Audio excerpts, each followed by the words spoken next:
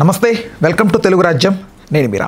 YS Jaganmohan Reddy గారు Chittoor market yard పర్యటనకి కూటమి ప్రభుత్వం ఎక్కడలేని ఆంక్షలు విధించినట్టుగా వార్తలు వస్తున్నాయి. కూటమి ప్రభుత్వం ఎందుకు ఇలా ఆంక్షలు విధిస్తోంది, దీని వెనక ఉన్న తాత్పర్యం ఏంటి అనే అంశం గురించి మనతో మాట్లాడడానికి ప్రముఖ పొలిటికల్ అనలిస్ట్ కేఎస్ ప్రసాద్ గారు ఉన్నారు. ఆయనతో చర్చిద్దాం. సార్ నమస్తే. సార్ నమస్తే అండి. అంటే సుమారు 2000 మందికి పైగా జగన్మోహన్ రెడ్డి గారికి సంబంధించినటువంటి అనుచరుల మీద కానీ వాళ్ళందరికీ కూడా ఆంక్షలు విధించారు పోలీసులు. ఎస్పెషల్లీ రౌడీ షీట్ ఓపెన్ చేస్తామని రైతులను కూడా బెదిరిస్తున్నారని వార్తలు వస్తూ ఉన్నాయి. సార్ అంటే ఇంతటి అంటే దీన్ని దాష్టికమనాలా లేకపోతే ఏమనొచ్చు సార్ దీన్ని?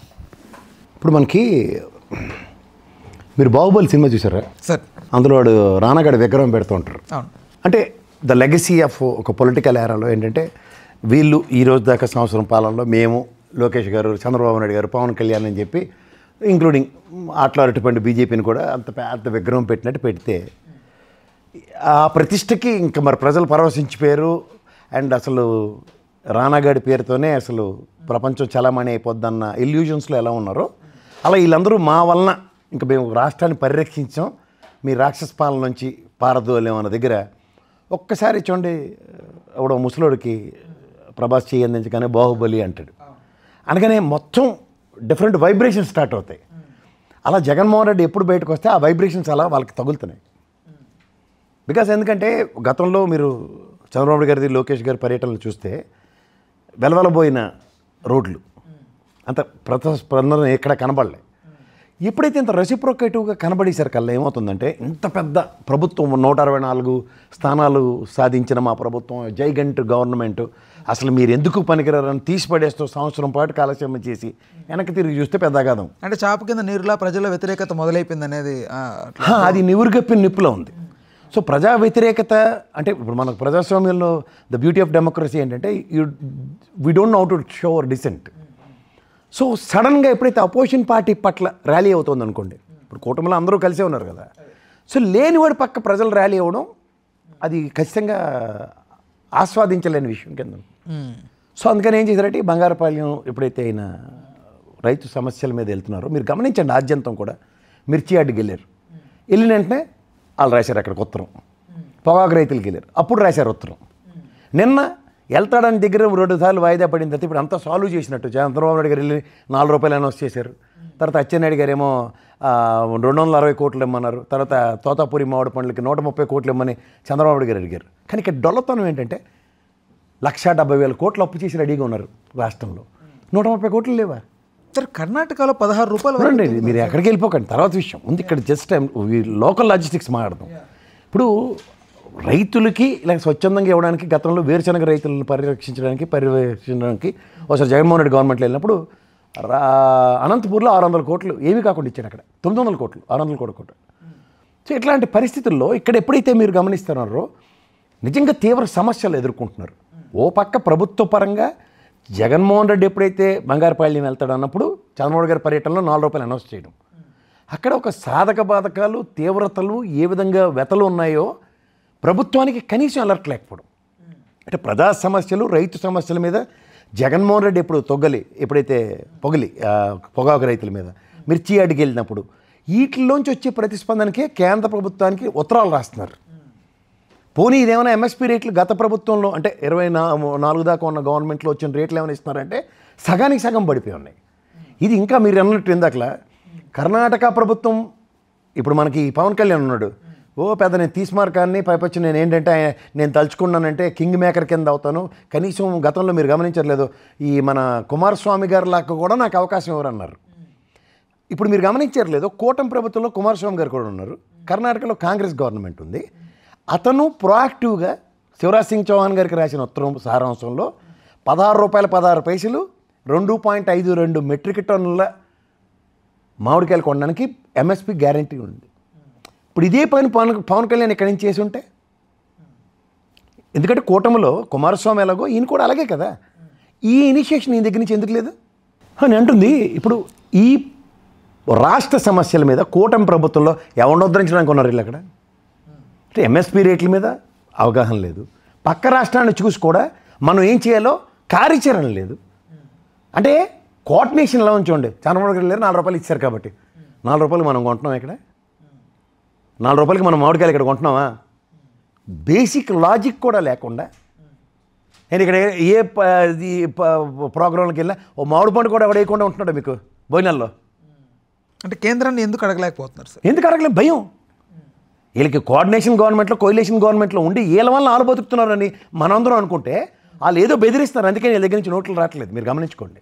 నేను కుమారస్వామితో పోల్చుకున్న పవన్ కళ్యాణ్ గారు ఆ పని చేయలేకపోతున్నారు. మీరు గమనించారా? చేయాలి కదా. ఆ ప్రోయాక్టివ్నెస్ ఎందుకు లేదు అంటే కన్సర్న్ లేదు ఇక్కడ. ఇప్పుడు రైతు వ్యతిరేకి అన్న ముద్ర వేయించుకున్నారు కదా చంద్రబాబు నాయుడు గారు. ఏమనంటే అపోజిషన్ పార్టీలు అవే అంటే కదా. ఈ టర్ము రాగానే కేంద్ర ప్రభుత్వం ఇచ్చిన రైతు భరోసా ఏదో ఇస్తారు కదా వాళ్ళు, ఈ 2 టర్ములు ఇచ్చారా? సంవత్సరం పాటు ఇచ్చారా? గతంలో ఆర్బీకే సెంటర్లు ఉండేవి, తర్వాత మార్క్ఫెడ్ ఉండేది, రైతు రుణాలు దాని ఏమంటారు ఇన్సూరెన్స్ ఉండేది, క్రాప్ ఇన్సూరెన్స్, తర్వాత గిట్టుబాటు ధర కోసం ప్రభుత్వానికి ఇది ఉండేది. 5వది మార్కెట్లో ఏ రోజైనా తీవ్ర సమస్యలు ఎక్కడైనా ఎదురుపడ్డాయా? ఇవన్నిటి మీద గత ప్రభుత్వం ఒక డైరెక్షన్లో వెళ్తుంది దగ్గర. ఆ మొనాటమీని బ్రేక్ చేద్దామని మీరు సొంత వేతనాలు చేస్తుంటే ఏమవుతున్నాయి అంటే దాన్ని బ్రేక్ చేయడమేనా మెయిన్ ఎజెండా? అదే కదా. ఇప్పుడు ఆర్బీకే సెంటర్లో మార్కెట్ ఓపెన్ చేస్తే వచ్చి ఎలా ఉంటాయి మరి రైతులు నష్టపోవడాన్ని? మరి అదే కదా. రైతులకి మనది రైతు రాజ్యం అంటారా? భారతదేశంలో హైయెస్ట్ జీడిపి కంట్రిబ్యూషన్ వ్యవసాయం నుంచి వస్తున్నాయి కదా. ఈవెన్ మన ఆంధ్రప్రదేశ్ రాష్ట్రం కూడా రైస్ బౌల్ ఆఫ్ ఇండియా అంటారు. దీనికి కూడా అక్కడి నుంచి వస్తుంది కదా. ఏది జీడిపి కంట్రిబ్యూషన్ కూడా హైయెస్ట్ అక్కడి నుంచి వస్తుంది.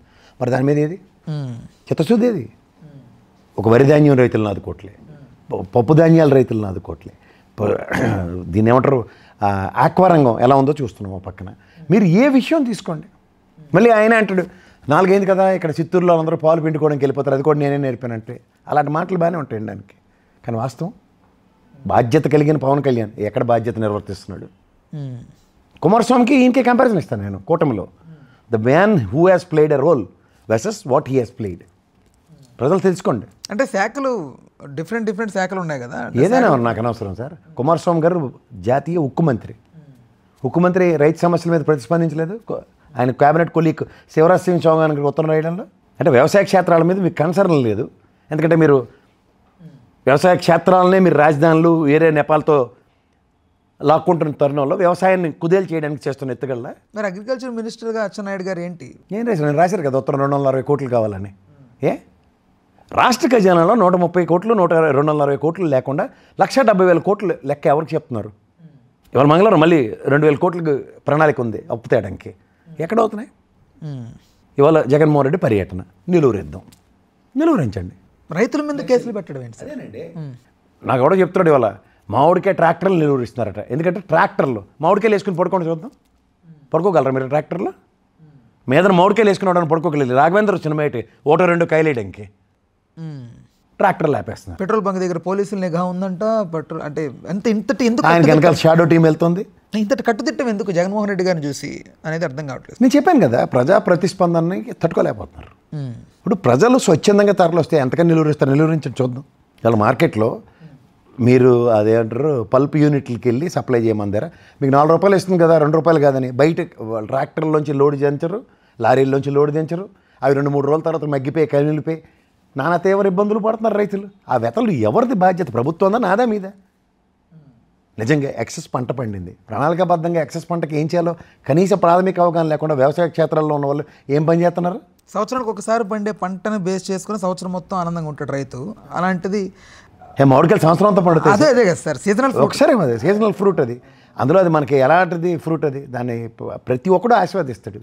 ఎప్పుడో ఎయిర్పోర్ట్ కట్టి ఇంటర్నేషనల్ ట్రేడింగ్ ఓపెన్ చేసే బదులు ముందు 4 లారీలో 4 బస్సులో పెట్టి ఇక్కడ కుదరట్లేదు రాష్ట్రం అంతా తిప్పుకొని అమ్ముకోండి, ఏదో వాళ్ళకి ఒక కార్యాచరణ ఇవ్వాలి కదా. ఇప్పుడు అమ్మడానికి కోతవేడు దూరంలో బెంగళూరులో మీరు చెప్పినట్టు 16 రూపాయలు 16 పైసలు ఇస్తున్నారు. అక్కడ వీళ్ళు అక్కడికే లారీ వేసుకుని వెళ్తే 4 రూపాయలు ఎక్కువ వస్తాయి కదా. నాకైతే అర్థం కావట్లేదు. ఎంతసేపు జగన్మోహన్ రెడ్డి మీద జగన్మోహన్ రెడ్డి చుట్టూ రాజకీయం చేద్దామనే నెపంతో రాజకీయాలు అనే దాంట్లో అనవసరమైన విషయాలే చేస్తున్నారు. అతను ప్రతిస్పందించేదాకా వీళ్ళ దగ్గర నుంచి చర్యలు ప్రతిచర్యలు లేవు.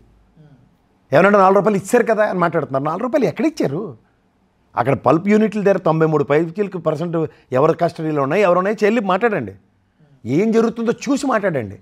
తీసుకుంటున్నారట. ఏడు తీసుకుంటున్నారు అంటే దీని యొక్క ప్రతిచర్యలు ఎలా ఉండబోతాయి సార్? ఏముంటాయండి? ఇది ప్రజాస్వామ్య ప్రభుత్వాన్ని ఎవరేం చేయలేరు. ఒక చేతావని టైప్లో ఒక అలర్ట్లు ఇస్తూ ఉంటారు. వెళ్ళాము రైతుల సమస్యల మీద అక్కడ వెళ్ళి మార్కెట్ యార్డ్కి వెళ్తాడు, వెళ్ళి అక్కడ విషయాలు గ్రహిస్తాడు. 10 మంది రైతులు ఏం చెప్పారో దాన్ని ఖచ్చితంగా అతను ప్రెస్ మీట్ పెట్టి చెప్తాడు. ఇంకంతగా ఏముంటుంది? దానివల్ల ప్రెజర్ అక్యుములేట్ అవుతుంది గవర్నమెంట్ మీద. అది చెప్పిన ఎంతవరకు వాస్తవాలని రైతుల నోట్ల నుంచి విన్నాం అనుకోండి, వ్యతిరేక గొంతులు నొక్కడం వెనక ఏంటి? ఎంతకని నొక్కుతారు సార్? ఇది ప్రజాస్వామ్యం. నేను ఒకళ్ళని ఇద్దరిన ఎంతమంది నొక్కుతారు? నొక్కండి చూద్దాం. అంటే నొక్కుతున్నట్టుగా వదంతులు వినిపిస్తూ ఉన్నాయి కదా సార్ రైతుల మీద. సార్ నిన్న ఫ్లెక్సీలు కడితే ఎరగొట్టారు, తీయించారు పోలీసులతో పొక్లైనర్లు పెట్టి. ఫ్లెక్సీలు ఏదైతే చూడండి, పెళ్ళికి తోరణాలు కడితేనే పెళ్ళే, తోరణాలు కట్టకుండా పెళ్ళి అవ్వట్లేదా? రిజిస్టర్ ఆఫీస్లో తోరణాలు కట్టి ఉంటాయి. అదేదో సినిమాలో చూడండి, తాలిబోటి దాచిని పెళ్ళి అయిపోద్ది అనుకుంటాడు, అక్కడ పశువు కట్టేస్తాడు. అంటే గతంలో పవన్ కళ్యాణ్ గారు కూడా ఇలాంటి వాటి మీద స్పందించే టైంలో వైసీపీ ఆయన స్పందించినట్టు నటించారు సార్, కానీ వాస్తవానికి ఎప్పుడు స్పందించలేదు గత ప్రభుత్వ టైంలో. ఇప్పుడు ఆయన మీరు స్పందించారు లేదంతా ప్రాక్టికల్గా ఎగ్జాంపుల్ చెప్పాలంటే 5 కోట్ల రూపాయలు ఆయన స్వార్జితాన్ని తీసుకొచ్చి లక్ష రూపాయల చొప్పున కౌలు రైతులకు ఇచ్చాడు. సంవత్సరం అయింది కౌలు రైతుల సమస్య మీద. ఇది ప్రభుత్వ విధానం అని చెప్పిన ఉదంతం చెప్పండి.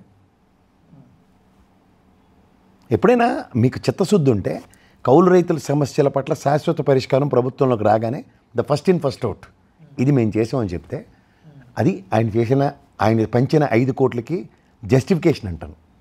అలాగే ఈ రైతు సమస్యల మీద కుమారస్వామితో పోల్చుకున్న పవన్ కళ్యాణ్ గారు కుమారస్వామిలా ప్రతిస్పందించి లేఖ రాసి కేంద్ర ప్రభుత్వం నుంచి మన రాష్ట్రానికి కూడా 16 రూపాయలు 16 పైసలు ఇప్పించుంటే శివరాజ్ సింగ్ చౌహాన్ గారి దగ్గర నుంచి, అప్పుడు ఆయన ప్రజాక్షేత్రంలో నిక్కచ్చిగా నిలబడి రాజకీయాలు చేయడానికి వచ్చినాడు అంటూ.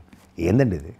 ఏంది ఇంత వివక్ష? వాళ్ళు ఆల్రెడీ బీజేపీ వాళ్ళు ఖచ్చితంగా తెలుగు రాష్ట్రాలంటే వివక్షే చూపిస్తారు, డిసైడెడ్. వాళ్ళతో పాటు మీరు కూడా కలిసిపోయి హ్యాండ్ ఇన్ గ్లౌజ్ అంటే ఏమనాలి? కుమారస్వామి గారికి తెలియదండి, అది కాంగ్రెస్ గవర్నమెంట్, బీజేపీకి వ్యతిరేకమైన గవర్నమెంట్. మేమెందుకని అనుకోలే కదా. వీళ్ళు నా ప్రజలు, నా ప్రాంతీయ పార్టీగా ప్రాంత పరిరక్షణకి, నా ప్రాంతంలో రైతులను పరిరక్షించుకోవాలని రాసిన లేఖ సారాంశం 16 రూపాయలు 16 పైసలు. మనమేం పాపం చేసాం? మళ్ళీ 40 సంవత్సరాల పైచీలకు అపార అనుభవం ఉన్న చంద్రబాబు గారు ఉన్నారు, 4th టైం ముఖ్యమంత్రి ఆయన. Right sir, right, thank you. Hello, Telugu రాజ్యం ఛానల్ చూస్తున్నారా? సామాజిక రాజకీయ జీవన చిత్రణే తెలుగు రాజ్యం. అతిశయోక్తులు అసత్యాలు ఉండవు. రాజకీయ కోణం కాదు, ప్రజా కోణమే కొలబద్ద. తెలుగు రాజ్యం వీక్షణ మీ ఉత్తమ అభిరుచికి నిదర్శనం.